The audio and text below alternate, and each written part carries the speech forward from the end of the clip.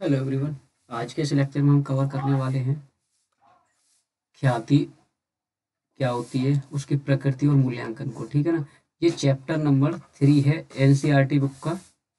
NCERT book का, ठीक है ना, जो कि यूपी बोर्ड क्लास 12th के लिए रेलिवेंट है।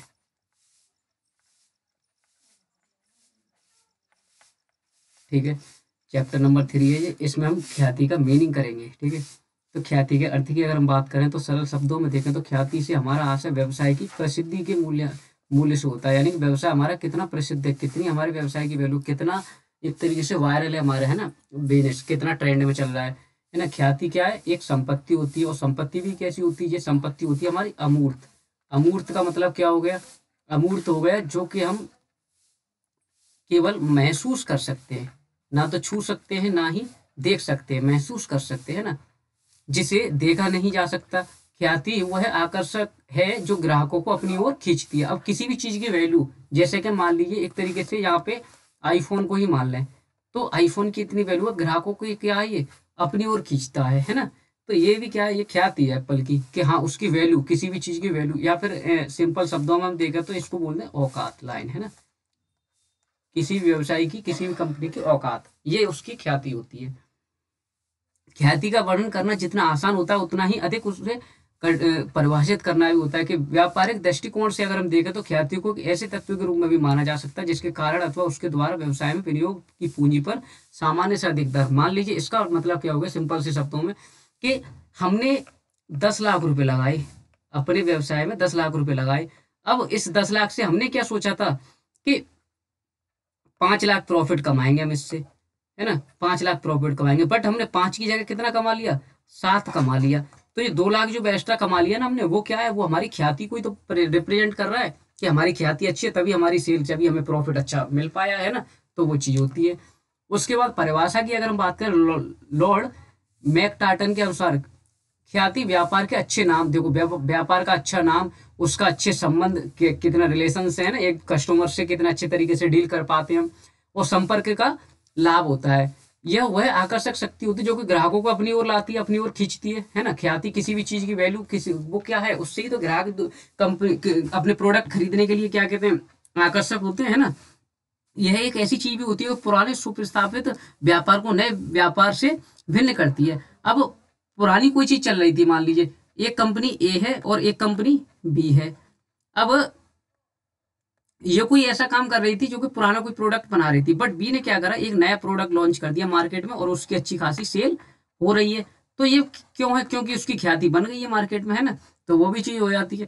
जे आर वॉटली बॉय के अनुसार अगर हम देखें तो ख्याति किसी पूर्व संस्थापित व्यापार की कुछ परिस्थितियों के साथ संबंध एक अतिरिक्त विक्रय योग्य मूल्य होता है। अतिरिक्त विक्रय योग्य का मूल्य क्या हो गया, कि जिस जगह पे हम 10 लाख रुपए की सेल कर पा रहे थे वहां पे हम 12 लाख की सेल करने लगे।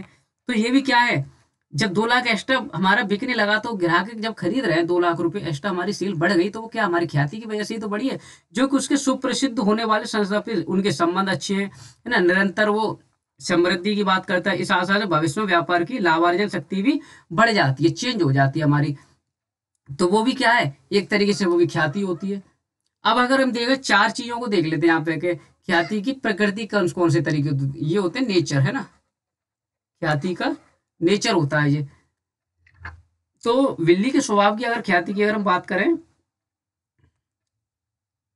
इंक चेंज करते हैं थोड़ा सा कलर इसका। देखो, बिल्ली के स्वभाव की अगर ख्याति की अगर हम बात करें, अपने स्थान पर रहने का होता है। वो अपने ही स्थान पर रहती है, वह अपने रहने की जगह को बदलती नहीं है। हो सकता है कि उसका मालिक कहीं और चला जाए, वहां से चला जाए, लेकिन बिल्ली नहीं जाती वहां से। अतः यह कहा जा सकता है कि बिल्ली का प्रेम जो है वो व्यक्ति की तुलना में स्थान से अधिक होता है, कि वो एक जगह ही टिकना रह चाहते हैं। दूसरी जगह मालिक अगर कहीं दूसरी जगह भी भाग रहा है तो वहां पे जाना पसंद नहीं करते हैं। कुछ व्यवसायियों की ख्याति बिल्ली के स्वभाव की होती है, अर्थात वो व्यवसाय के स्वामी के बदलने के बाद वो उनकी ख्याति समाप्त नहीं होती। क्यों?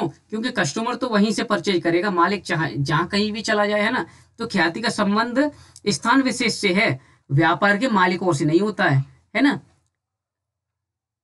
वो उसी प्लेस पे रहना चाहते हैं, वो वहीं से परचेज करना चाहते हैं। व्यापार के मालिकों के बदलने पर भी अपने पहले वाले मालिक के समय की ख्याति में कोई कमी नहीं आती, क्योंकि जब कस्टमर चेंज ही नहीं कर रहे हैं, दूसरी जगह जाना ही पसंद नहीं कर रहे हैं, तो गुडविल तो क्यों चेंज होगी, है ना। इस ख्याति में स्थायित्व होता है, मतलब वो फिक्स रहती है, एक जगह ही वो टिके रहे, है ना, टिके रहे वो एक जगह।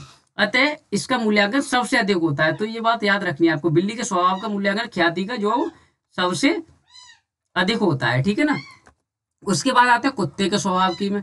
तो कुत्ते का अलावा मालिक से होता है, मालिक जहां भी जाएगा वहीं पे कुत्ता चलेगा, है ना। तो और स्थान से कम होता है कि वो एक जगह रहना पसंद नहीं करते, जहां मालिक जाएगा वहां पे चले जाते हैं वो। यह अपने मालिक की रक्षा करने की जान की बाजी भी लगा देते हैं, जहां जहां मालिक जाता है वहीं वहीं वो चला जाता है। उसका स्थान विशेष से कोई प्रेम नहीं होता है, क्यों, क्योंकि वो मालिक के साथ साथ जाना पसंद करेगा। यह एक स्वामी भक्त जानवर कहा जाता है। इसी प्रकार कुछ व्यापारों में ख्याति ऐसी होती है ना, जहां एक निश्चित मालिक उसे उसे व्यापार में रहेगा, है ना, उसी व्यापार में रहेगा तब तक उसे ख्याति रहेगी। जब मालिक व्यापार को छोड़ देगा तो वो ख्याति भी मालिक के साथ चली जाएगी। क्यों चली जाएगी, क्योंकि कस्टमर किसके साथ जाना पसंद कर रहे हैं, कस्टमर मालिक के साथ जाना पसंद कर रहे हैं ना। मालिक चला गया तो कस्टमर भी चले गए, तो उस व्यवसाय की ख्याति क्या है, कम हो जाएगी। ख्याति मालिक के साथ साथ चलती रहेगी। ऐसे ख्याति को हम कुत्ते के स्वभाव की ख्याति बोलते हैं। अब आते नेक्स्ट चूहे के स्वभाव की ख्याति में क्या होता है कि चूहे के स्वभाव का कि वह किसी स्थान पर न रहकर इधर उधर भागता है। अब मालिक से इनको मतलब नहीं है, कभी तो इस दुकान से खरीद लिया इन्होंने, कभी इस दुकान से खरीद लिया प्रोडक्ट, कभी इस दुकान से खरीद लिया, है ना। ये भटकते रहते हैं एक जगह से दूसरी जगह। इसी प्रकार कुछ व्यवसाय की ख्याति स्थिर नहीं रहती है, चेंज होती रहती है समय समय पर, है ना। समय समय पर क्या चेंज होती है। ऐसी ख्याति के अवसरों के आधार पर प्राप्त होती है। अवसरों के आधार पर मान सकते हैं कि कहीं पे तो जैसे कि सेल लग रही है ना, तो सेल लग रही है, या फिर मान लेती है हम जैसे कि किसी फेस्टिवल पे जो स्पेशल सेल लगा दी जाती है, वो सारी चीजें वो अवसरों के बात पे है ना। कोई डिस्काउंट में सेल लगा दी हमने, तो ये क्या है, ये अवसरों के आधार पे चेंज होती रहेंगी। तो ये चूहे के स्वभाव की होती है। लास्ट आता है खरगोश के स्वभाव की क्या थी। अब ये कौन सी होती है, इसमें अगर हम देखें तो खरगोश के उसे कहते हैं जिसमें ग्राहक अपने घर के पास की दुकानों से, अब देखो, अब कोई चीज लेने के लिए हमें यहाँ पे जाना पड़ रहा है और वो चीज हमें यहाँ पे भी मिल जाएगी, उससे थोड़ा सा डिफरेंस मिल सकता है प्रोडक्ट में, तो हम इतनी दूर जाना पसंद नहीं करेंगे, तो हम अपने नजदीक से ही खरीदना पसंद करते हैं प्रोडक्ट को। तो वो कौन सी होती है, वो खरगोश के स्वभाव की ख्याति होती है, दुकानों से ही खरीदना पसंद कर। खरगोश अपने स्थान से कभी भी दूर नहीं जा पाता और ना ही दूर जाना वो पसंद करता है। तो वो जब डिस्टेंस को लेके ज्यादा सोचता है ना, कि उसे ये डिस्टेंस है, डिस्काउंट नहीं है ना, डिस्टेंस को लेके ज्यादा रेलिवेंट रहता है ना, ज्यादा रिलेट करता है वो, अगर डिस्टेंस उसको दूर नहीं जाना, केवल नजदीक में जो दुकान है वहीं से परचेज करना पसंद करते हैं वो। तो ये तो हो गई खरगोश के स्वभाव की। आशा करते हैं कि आपको इसका मीनिंग भी समझ में आया होगा ख्याति का, और ख्याति की चारों प्रकृति के बारे में भी आपको पता चला होगा, है ना, ये नेचर्स के बारे में। Thank you so much.